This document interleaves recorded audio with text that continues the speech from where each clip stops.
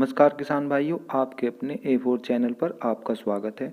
आज हम आपको धान की नर्सरी, सूखी क्यारी व गीली क्यारी दोनों तरह के संबंध में जानकारी देने जा रहे हैं। इसके लिए हमें कुछ खास बातों पर ध्यान देना होगा ताकि हमारी नर्सरी पीली पीली न रहे और वह स्वस्थ बनी रहे।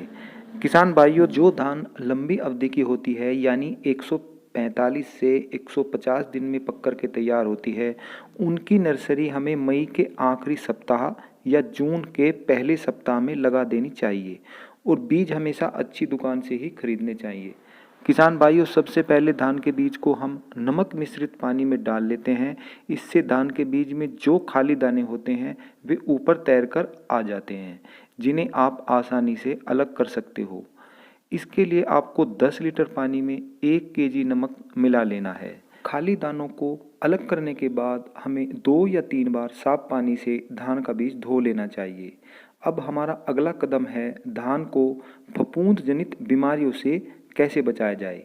इसके लिए कार्बेंडाजिम या बावास्टीन, इन दोनों में से जो भी मिले किसी एक से हम बीज उपचारित कर लेते हैं। इसकी मात्रा 2 ग्राम प्रति 1 केजी बीज के लिए रखनी होती है। इसके अलावा आप ट्राइकोडर्मा से भी बीज को उपचारित कर सकते हैं। फफूंद जनित के बाद जीवाणु जनित बीमारियों से धान को बचाने के लिए दवाइयाँ हैं स्ट्रेप्टोसाइक्लिन या एग्रोमाइसिन।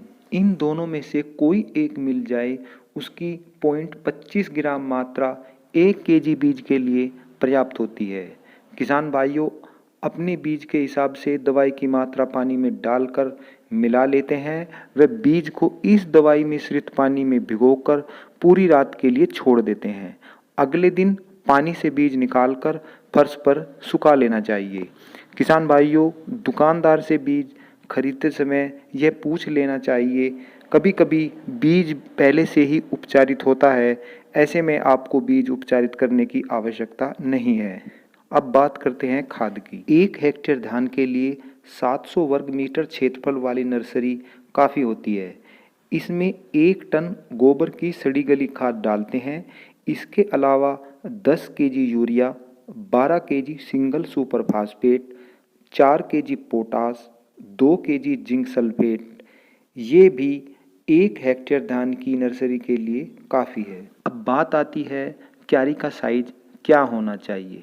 गीली क्यारी का साइज 10 मीटर लंबा व 2.5 मीटर चौड़ा होना चाहिए, जिससे कि उसकी देखरेख अच्छी तरह से हो सके। गीली क्यारी में पानी भरकर 2 या 3 बार जुताई करके समतल कर लेते हैं और इसके बाद बीज व खाद क्यारी में डाल लेते हैं। सूखी क्यारी में क्यारियों में हल्की हल्की गोबर की खाद डालते हैं। इसके बाद बीज व खाद डाल देते हैं और उसके ऊपर हल्का हल्का गोबर की खाद फिर से डाल देते हैं और क्यारी में पानी लगा देते हैं। अब बात करते हैं बीज की मात्रा कितनी होनी चाहिए। यदि आपका धान मोटा है तो 25 केजी पर हेक्टेयर, यदि बारीक है तो 20 केजी पर हेक्टेयर, यदि हाइब्रिड धान है तो 15 केजी पर हेक्टेयर काफ़ी होता है। अब बात करते हैं खरपतवार नियंत्रण की। किसान भाइयों, खरपतवार नियंत्रण हमें 2 तरह से कर सकते हैं। पहले, नर्सरी लगाते समय प्रेटिला क्लोर, यह पाउडर के रूप में आता है। इसे रेत में मिलाकर बिजाई के वक्त ही क्यारी में डाल देते हैं। यह विधि सूखी क्यारी विधि के लिए उत्तम है। दूसरी, गीली क्यारी के लिए ब्यूटा क्लोर 120 ml मात्रा लेकर 100 लीटर पानी में घोल बना लेते हैं और धान की बिजाई के 2 या 3 दिन के अंदर ही स्प्रे कर देते हैं। इसके बाद यह नहीं करनी चाहिए, वरना यह नर्सरी को नुकसान पहुंचाती है। जहां तक संभव हो सके नर्सरी में शाम के वक्त ही पानी लगाना चाहिए। इस तरह धान की नर्सरी का बुआई तक का काम पूरा हो जाता है।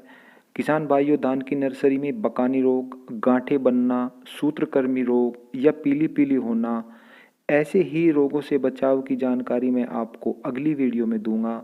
वीडियो अच्छी लगी हो तो A4 चैनल को सब्सक्राइब करें, लाइक करें, शेयर करें। फिर मिलते हैं एक नई जानकारी के साथ। धन्यवाद।